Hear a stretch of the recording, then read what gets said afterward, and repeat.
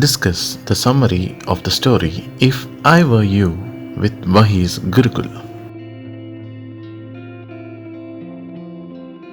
The play is set in a small cottage in the wilds of Essex, in which lives Gerard. Gerard leads a mysterious and lonely life in the cottage.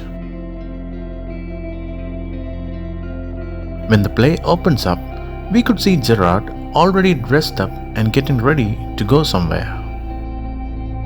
While Gerard is busy packing his bag, an intruder enters into his room through the back door.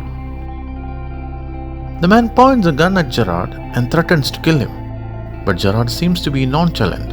In fact, he seems to welcome the intruder and tries to initiate a conversation with him. The intruder remains aggressive and informs Gerard that he wants to know a few things about him.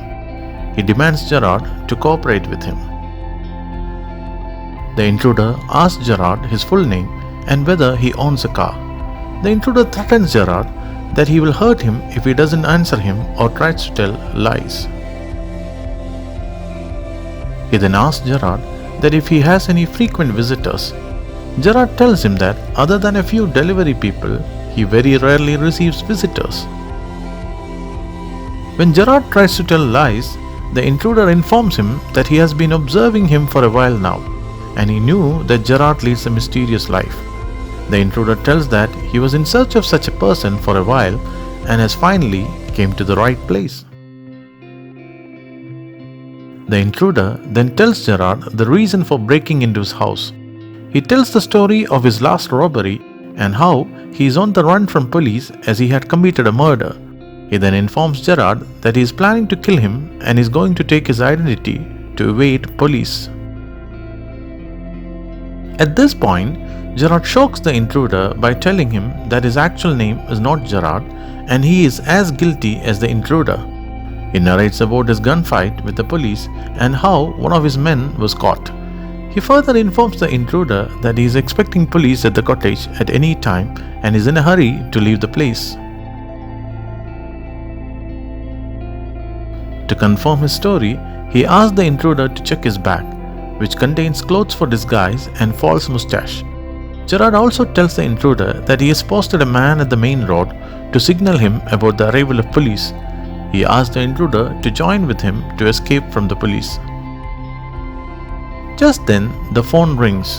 Gerard asks the intruder to hurry up and points the door next to him to get down at the garage. The intruder tells Gerard that he does not believe his story.